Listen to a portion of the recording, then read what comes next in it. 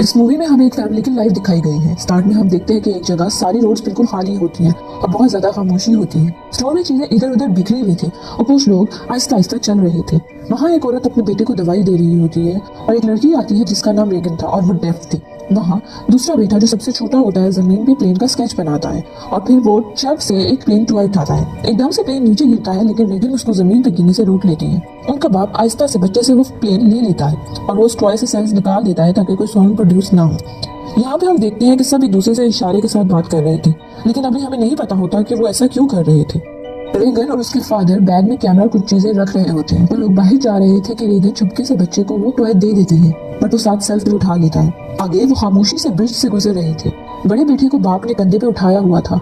छोटा बच्चा सबसे पीछे होता है और एकदम से प्लेन टॉय के चलने की आवाज आती है। फादर बच्चे की जान बचाने के लिए भागता है लेकिन वो क्रिएचर आके उसे ले जाता है। यहाँ पे हमें पता चलता है कि इस मूवी में कुछ क्रिएचर्स होते हैं जो साउंड प्रोड्यूस करने पे लोगों को मार देते हैं। इस वर्ल्ड में लोगों को खामोशी से रहना होता है वरना वो क्रिएचर्स उनको खत्म कर देते हैं। आगे काफी दिन गुजर जाते हैं। वो बच्ची सैंड पे लेटी होती है तो एकदम से उसकी आंख खुलती है। इधर फादर एक रूम में बैठा होता है। रूम में हम देखते हैं कि कुछ न्यूज़पेपर लगे होते हैं और एक व्हाइट बोर्ड पे कुछ पॉइंट्स लिखे हुए थे। न्यूज़पेपर में लिखा होता है कि न्यूयॉर्क सिटी लॉकडाउन पे है और वहाँ कैसे सर्वाइव किया जा सकता है। साथ ही बोर्ड पे ब्लाइंड, अटैक, साउंड, मेडिकल जैसे वर्ड्स लिखे होते हैं। यहाँ से पता चल जाता है कि क्रिएचर ब्लाइंड होता है और वो साउंड पे अटैक करता है, बट उन लोगों को उसकी वीकनेस नहीं पता होती। आगे हमें पता चलता है कि वो लेडी भी प्रेग्नेंट होती है। फादर जिसका नाम ली था अपने छोटे बेटे को याद करता है। वो उसे याद करके बहुत ज्यादा दुखी हो जाता है। आखिर वो उसकी यादों को जला देता है। बच्चे बोर्ड गेम खेल रहे होते हैं। एकदम से उनके बेटे से एक लैंप गिर जाता है जिससे बहुत शोर होता है। उनके फादर जल्दी से लैंप को बंद कर देते हैं और बच्चों को खामोश रहने का कहते हैं। उनको बाहर से क्रिएचर की आवाज आती है। वो खिड़की के पास जाके देखते हैं बट बाहर भी कुछ एनिमल्स ही होते हैं, बट आगे वो क्रिएचर उन एनिमल्स को भी मार देते हैं। जैसे कि हमें पता है कि वो लेडी प्रेग्नेंट होती है तो हम देखते हैं कि वो लेडी अपना ब्लड प्रेशर देखती है क्योंकि उसकी ड्यू डेट करीब थी। आगे हम देखते हैं कि फादर एक एम्पलीफायर बना रही थी। वो ये रेगन को देना चाहते थे क्योंकि वो डेफ थी। वो रेगन को एम्पलीफायर देने की कोशिश करती है बट वो मना कर देती है क्योंकि उसको पता था कि इसका पहले भी कोई फायदा नहीं हुआ था। इधर हम देखते हैं कि माँ अपने बेटे को इशारों से पढ़ा रही थी। फादर उसको अपने साथ लेकर जाने का कहते हैं। वो जाना नहीं चाह रहा होता क्योंकि उससे उसको नीचे से डर लगता था, लेकिन माँ उसको समझाती है कि तुम्हें ये सब सीखना चाहिए, फ्यूचर में ये सब तुम्हारी बहुत हेल्प करेगा। तो वो जाने के लिए राजी हो जाता है। रेगन भी जाना चाहती है लेकिन ली उसे नहीं लेके जाता, जिससे वो नाराज हो जाती है और बहुत गुस्से में वहाँ से चली जाती है। वो एम्पलीफायर को लगाती है चेक करने के लिए लेकिन उसे कोई फायदा नहीं होता। फिर उसे एकदम से अपने छोटे भाई की याद आती है। वो एक बैग में कुछ सामान डालती है और वहाँ से चली जाती है। आगे ली और उसका बेटा फिशिंग करने जाते हैं। वहाँ कुछ साउंड प्रोड्यूस होती है जिससे उसका बेटा बहुत डर जाता है, लेकिन वो उसको बताता है कि इधर पानी का बहुत ज्यादा शोर है और इस पानी और झरने की शोर की वजह से क्रिएचर उनकी आवाज नहीं सुन सकता। उसका बेटा उससे पूछता है कि आपने रेगन को क्यों नहीं आने दिया, क्या आप उसको ब्लेम करते हैं अपने छोटे भाई की डेथ का, क्योंकि वो खुद को इस चीज का बहुत ज्यादा कसूरवार समझती है। लेकिन बाप कहता है कि इस सब में किसी की कोई गलती नहीं थी। रेगन उसकी बेटी है और वो उसे बहुत प्यार करता है। रेगन उस ब्रिज पे जाती है जहाँ पर उसके भाई की डेथ हुई थी। उसको याद करके बहुत ज्यादा उदास हो जाती है, बहुत ज्यादा रोती है। आगे उन्हें एक बूढ़ा आदमी नजर आता है जिसके पास उसकी बीवी की लाश पड़ी होती है। ली उसे चुप रहने का कहता है लेकिन वो जोर से चिल्लाता है। ली अपने बेटे को लेकर बहुत दूर भागता है और वो क्रिएचर उस बूढ़े आदमी को भी मार देता है। उधर हम देखते हैं कि उस लेडी का वाटर ब्लॉक हो जाता है। अब उसकी डिलीवरी का टाइम हो गया था। वो आहिस्ता आहिस्ता स्टेयर से उतरती है तो एक नेल उसके पाँव में लग जाता है जिसकी वजह से एक फ्रेम टूट जाता है और बहुत ज्यादा नॉइस प्रोड्यूस होती है। वो लेडी रेड बल्ब ऑन कर देती है जो कि डेंजर का सिग्नल थे। इधर वो क्रिएचर भी घर में आ जाता है। वो बहुत ज्यादा पेन में होती है लेकिन वो कोई भी आवाज नहीं निकालती। रेड बल्ब को देख के ली और उसका बेटा समझ जाते हैं कि वो औरत अभी डेंजर में है। वो क्रिएचर उसकी तरफ आता है लेकिन वो बहुत खामोश रहती है और जरा भी आवाज नहीं निकालती। दूर से एक टाइमर बजता है। क्रिएचर उस टाइमर की तरफ भागता है और वो ऊपर की तरफ चली जाती है। बाप बेटे को कहता है कि तुम्हारी माँ डेंजर में है और हमें उन्हें बचाना होगा। तुम्हें दूर जाके एक बहुत तेज आवाज प्रोड्यूस करनी होगी ताकि क्रिएचर की अटेंशन डाइवर्ट हो सके। वो लेडी बहुत ज्यादा पेन में होती है क्योंकि बेबी आने वाला होता है। क्रिएचर वहाँ वॉशरूम में आ जाता है। वो चीख मारती है लेकिन बाहर उसका बेटा फायरवर्क स्टार्ट कर देता है जिसकी वजह से वो क्रिएचर वहाँ से चला जाता है। ली गन लेके घर में आता है और ब्लड से भरा हुआ बार्ट देखकर बहुत ज्यादा घबरा जाता है, लेकिन फिर उसे अपनी वाइफ और बेबी नजर आ जाते हैं। वो उनको देख के बहुत ज्यादा खुश हो जाता है। ली बेबी और माँ को लेकर एक साउंड प्रूफ रूम में चला जाता है। बेबी को वो ऑक्सीजन मास्क लगा के एक साउंड प्रूफ बॉक्स में डाल देते हैं। इधर रेगन को अपने एम्पलीफायर में बहुत तेज आवाज सुनाई देती है। क्रिएचर भी उनके पीछे होता है बट वो एकदम से उधर से भाग जाता है। रेगन को आगे एक लाइट नजर आती है। वो उस लाइट की तरफ जाती है। उधर उसका भाई उसका हाथ पकड़ लेता है और वो एक दूसरे को बचा लेते हैं। इधर ली बच्चों को ढूंढने निकल जाता है। दूसरी साइड में जिधर मदर अकेली होती है वहाँ पानी आ जाता है। जहाँ बेबी का बॉक्स पड़ा होता है उधर ही हमें क्रिएचर भी नजर आता है। वो पानी में बड़ी खामोशी से अपने बेबी को निकालने जाती है। क्रिएचर बिल्कुल उनके सामने खड़ा होता है लेकिन वो केयरफुली बेबी को उठा लेती है। बच्चा और रेगन एक बिल्डिंग पे होते हैं कि अचानक बच्चे का पाँव एक जगह के अंदर चला जाता है और वो नीचे गिर जाता है, जिसकी वजह से क्रिएचर की अटेंशन उसकी मदर की तरफ से हटकर उनकी तरफ आ जाती है। रेगन भी उधर जंप कर देती है। उधर बहुत सारी कॉन्स होती हैं और वो लोग ट्रैप हो जाते हैं। उनका दम घुटने लग जाता है, लेकिन भाई अपना हाथ आगे करके रेगन को बचा लेता है। बट वहीं वो क्रिएचर भी आ जाता है। वो एक लोहे का डोर अपने ऊपर रख लेते हैं, जिससे क्रिएचर उनको ढूंढ नहीं पाता, क्योंकि वो कोई साउंड नहीं प्रोड्यूस करते। तो क्रिएचर को वहां से जाना होता है। इधर ली को बच्चे मिल जाते हैं। वो घर की तरफ जा रहे होते हैं कि क्रिएचर की आवाज आती है। बच्चे गाड़ी में छुप जाते हैं। क्रिएचर ली की तरफ जा रहा होता है, लेकिन लड़का शोर मचा देता है, जिसकी वजह से क्रिएचर बच्चों की गाड़ी के ऊपर आके बैठ जाता है। ली उधर रेगन को साइन लैंग्वेज से कहता है कि वो उससे बहुत ज्यादा प्यार करता है, जिसे देख के वो बहुत ज्यादा खुश होती है। फिर वो चीख मारता है, जिससे क्रिएचर उसकी तरफ आ जाता है और उसको मार देता है। उधर बच्चे ट्रक लेके वहां से भाग जाते हैं। वो अपनी फैमिली के लिए अपनी जान कुर्बान कर देता है। वो और बेसमेंट में उसी जगह पे होते हैं जहाँ पे सीसीटीवी कैमरे लगे हुए थे। अचानक से लैम्प हिलने लगता है। वो क्रिएचर फिर से उनके सामने आके खड़ा हो जाता है। रेगन को अपने एम्पलीफायर से एक हाई पिच साउंड आने लगती है, जिससे वो क्रिएचर डर जाता है, जैसे कि हमने पहले ही देखा था। इधर उन्हें क्रिएचर की वीकनेस पता चल जाती है। रेगन एम्पलीफायर को स्पीकर के साथ लगा देती है, जिससे क्रिएचर तड़पने लगता है और वहां से भाग जाता है। बट कुछ देर बाद में क्रिएचर वापस आ जाता है। अब वो थोड़ा वीक हो गया होता है और उसकी मदर उस क्रिएचर को गन शॉट से मार देती है। उन्हें बाहर सीसीटीवी कैमरे पे और बहुत सारे क्रिएचर्स आते हुए दिखाई देते हैं। यहाँ पे उसकी मदर स्माइल करती है और रेगन दोबारा स्पीकर में वो एम्पलीफायर अटैच कर देती है और वो उन क्रिएचर का सामना करने के लिए रेडी हो जाते हैं। और इधर हमारी मूवी एंड हो जाती है।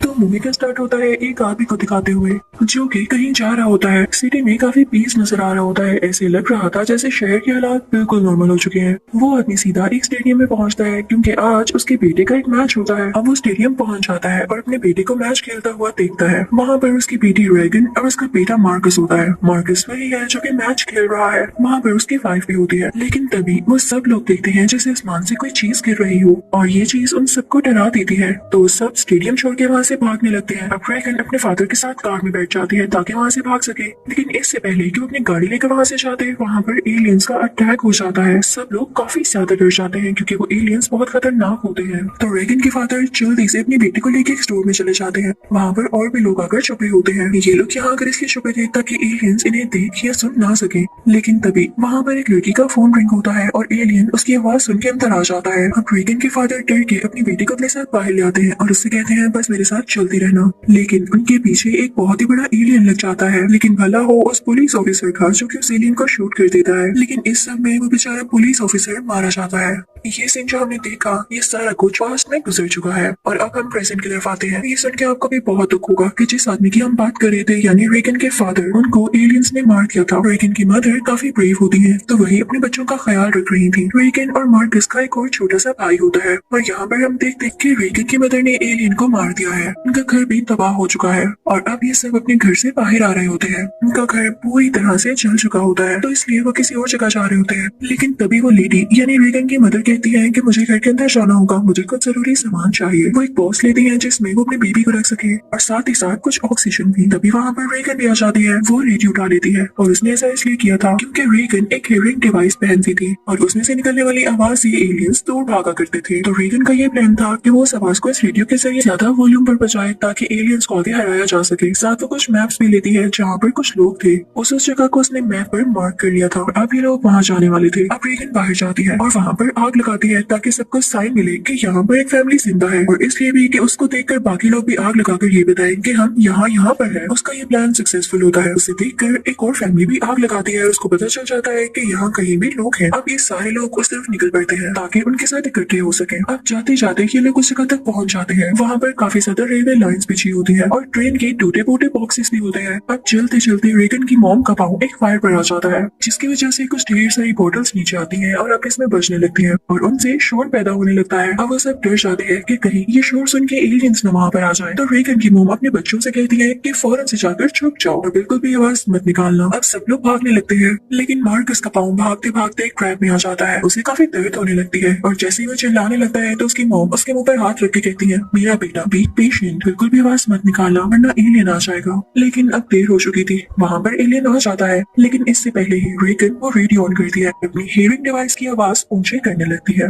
ताकि वो आवाज सुनकर एलियन वहाँ से भाग जाए। अब ये आवाज सुनकर एलियन वहीं पर रुक जाता है, तो रेगन की मॉम उसे गोली मार देती है। अब ये लोग यहाँ से भागने लगते हैं क्योंकि इतना ज्यादा शोर हो चुका था और हो सकता है कि बाकी एलियंस भी यहाँ आ ही रहे हों। अब वो औरत अपने बच्चों को लेकर वहाँ से भागने लगती है, लेकिन तभी कोई पीछे से आदमी आता है और उनके मुंह पर हाथ रख के कहता है कि खामोशी से मेरे पीछे चलो। हम उस आदमी का फेस नहीं देख पाते क्योंकि उसने अपना फेस कवर कर रखा होता है। वो लोग चलते चलते एक बेसमेंट में पहुंच जाते हैं जहाँ पर एक सीक्रेट लॉकर होता है। ये आदमी इन लोगों को अपने साथ वहाँ पर छुपा लेता है। अब वो आदमी इनसे कहने लगता है कि मैंने अभी तो तुम लोगों की जान बचा ली है, लेकिन तुम लोग ज्यादा देर तक मेरे साथ नहीं रह सकते हो क्योंकि मैंने अपने लिए बहुत ही लिमिटेड सा खाना सेव कर रखा है और मैं ये रिस्क नहीं ले सकता कि तुम लोग यहाँ पर रहो क्योंकि मैं जानता हूँ तुम लोग कभी ना कभी शोर तो जरूर करोगे। तभी वो लेडी कहती है कि रुको, मुझे तुम्हारी शक्ल देखनी है। वो आदमी कहता है कि क्यों, तुम्हें शक्ल देखकर क्या मिलेगा? तो वो औरत कहती है तुम मेरे हस्बैंड के दोस्त हो ना, तुम्हारा नाम एमिट है। अब ये आदमी वाकई में एमिट होता है जो कि रीगन मार्कस के फादर का बेस्ट फ्रेंड होता है। इस एमिट चुप हो जाता है। वो लेडी अपना छोटा सा बेबी दिखाती है जो कि बॉक्स में होता है और उससे रिक्वेस्ट करती है कि अभी हमें यहाँ से नहीं निकालो क्योंकि मार्कस की तबीयत भी काफी खराब होती है। तो वो लोग इस टाइम के लिए यहाँ पर ही रुक जाते हैं। यहाँ पर एमिट भी अपनी शक्ल दिखा चुका था। वो बताता है कि एलियंस ने बहुत बुरा किया, उन्होंने मेरी सारी फैमिली को मार दिया, मेरे बच्चे,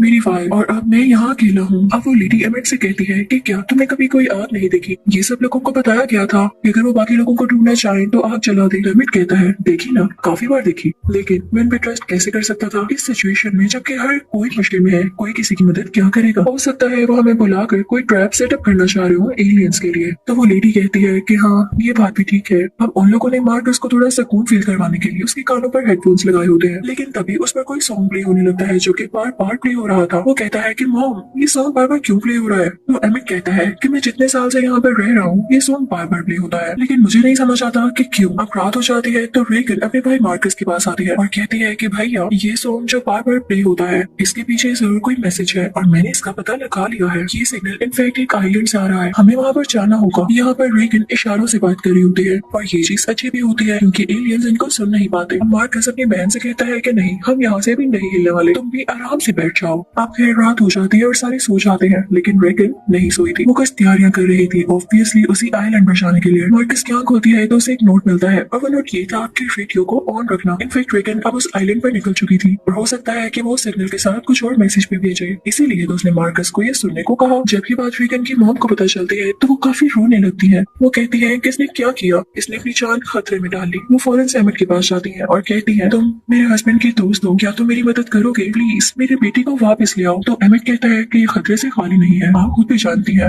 तो रेगन की मॉम कहती है मेरे हस्बैंड ने हमेशा तुम्हारा साथ दिया और वो तुम्हें अपना सच्चा दोस्त मानते थे, क्या मेरे बच्चे तुम्हारे बच्चे नहीं लगे? प्लीज मेरी बेटी को बचा लो। तो एमिट अब यहाँ इमोशनल हो जाता है और चला जाता है रेगन को बचाने के लिए। अब दूसरी तरफ हम रेगन को देखते हैं, वो एक पुरानी सी ट्रेन में जाती है जहाँ पर उसे कुछ मेडिसिन मिलती है, लेकिन जैसे ही वो मेडिसिन का बॉक्स उठाती है तो पीछे से एक डेड बॉडी गिरती है जिसे देख कर रेगन काफी डर जाती है और चिल्लाती है। और बस एलियंस को तो बहाना चाहिए था आने का और वहाँ पर एक खतरनाक एलियन आ जाता है। अब रेगन जब देखती है कि एलियन उसके पास आ रहा है तो वो अपनी हेयरिंग डिवाइस की आवाज ऊंची करके लगा देती है, जिसे सुनकर एलियन को तो कुछ होने लगता है। अब मौके का फायदा उठाकर रेगन उसे शूट करती है, लेकिन उसका निशाना चूक जाता है, गोली उसे हिट नहीं कर पाती। अब वो एलियन उसके काफी करीब आ रहा होता है, लेकिन तभी पीछे से एमिट आ जाता है और वो उस एलियन को शूट करके गिरा देता है। अब एमिट फौरन से रेगन के पास जाता है और कहता है कि तुमने यहाँ आके गलती की है, फौरन से मेरे साथ घर चलो। लेकिन हाँ, हमें इस बात का भी ख्याल रखना होगा कि अभी जो मैंने एलियन को शूट किया उसे काफी आवाज आई है और बाकी एलियंस भी यहाँ आ रहे होंगे, उनके यहाँ से जाते ही हम भी निकल जाएंगे। तो रेगन कहती है नहीं, कौन से घर की बात कर रहे हैं आप? ऐसा घर जो तंग और अंधेरी सी जगह है, हम वहाँ से निकल नहीं सकते, वहाँ कुछ कर नहीं सकते। आप उसे अपना घर कहते हैं? मैं जाऊंगी और पूरी दुनिया को इन एलियन से आजाद करूंगी, हम जहाँ चाहेंगे रह सकेंगे, मैं अपनी सोच वहाँ तक लिमिटेड नहीं कर सकती हूँ।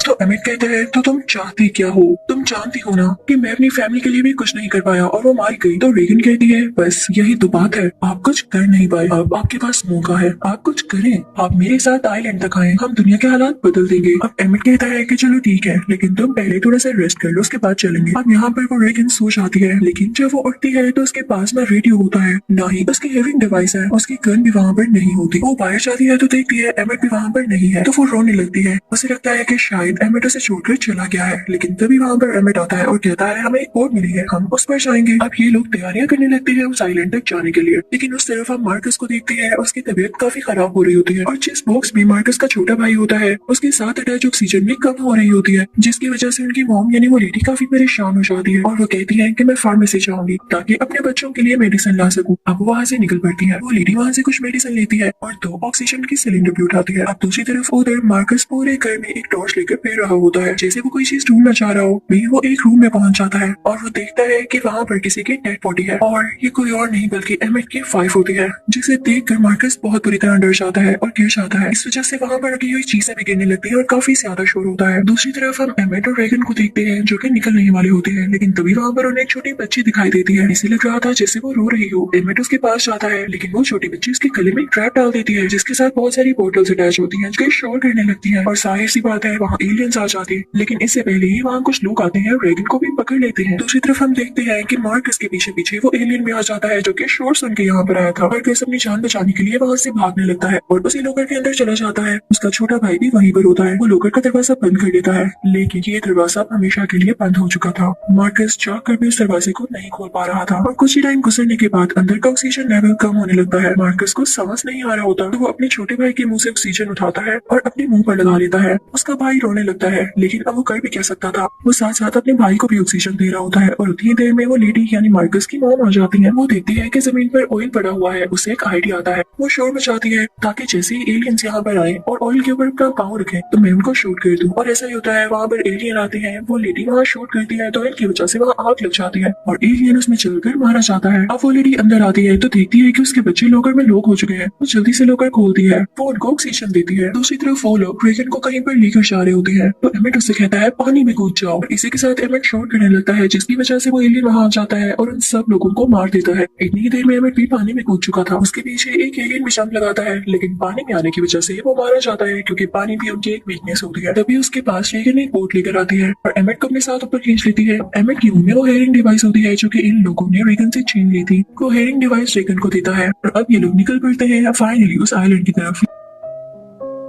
लोग उस आइलैंड तक पहुंच चुके थे। वहां जाकर ये देखते हैं कि वहां के लोग बड़ी अच्छी जिंदगी गुजार रहे हैं और एलियंस भी यहाँ तक नहीं आ सकते क्योंकि दरमियान में पानी आता है और एलियंस यहाँ आते आते मर जाए। मिट बहुत खुश होता है और वहाँ एक आदमी से बात करने लगता है। वो कहता है कि मैं इस बच्ची रेगन की वजह से यहाँ पर आया हूँ। वहाँ से एमिट सीधा रेगन के पास जाता है और उसे कहता है कि तुम बहुत ब्रेव हो, बिल्कुल अपने फादर की तरह। इस बात से रेगन काफी खुश हो जाती है, लेकिन तभी हम देखते हैं कि उस आइलैंड के पास एक बोट आ रही है जो कि अपने आप तैरकर वहां तक पहुंच चुकी थी और उसमें एक एलियन होता है। अब एमिट शोर मचाने लगता है कि सब लोग अपने घरों के अंदर छुप जाए, एलियन अटैक करने आ रहा है। अब सब लोग भागने लगते हैं और जिस आदमी से एमिट शुरू में बात कर रहा था वो गाड़ी स्टार्ट करता है। अब एमिट और रेगन भी उस गाड़ी के अंदर बैठ जाते हैं और वो आदमी जोर जोर से हॉर्न बजाने लगता है ताकि एलियन उनके पीछे लग जाए। ऐसा ही होता है। वो भागकर एक रूम में पहुंचते हैं, लेकिन वो एलियन उस आदमी को अपने साथ ले जाता है। एमिट और रेगन अंदर ही होते हैं। वहाँ पर ब्रॉडकास्टिंग सिस्टम भी होता है जहाँ से रेडियो सिग्नल्स भेज सकते थे। उधर हम देखते हैं कि मार्कस काफी बीमार हो चुका होता है और वो तीनों लोकर के अंदर कैद होते हैं। वो लोग ऑक्सीजन कंटिन्यूसली यूज कर रहे थे, जिसकी वजह से ऑक्सीजन भी काफी कम रह गई थी।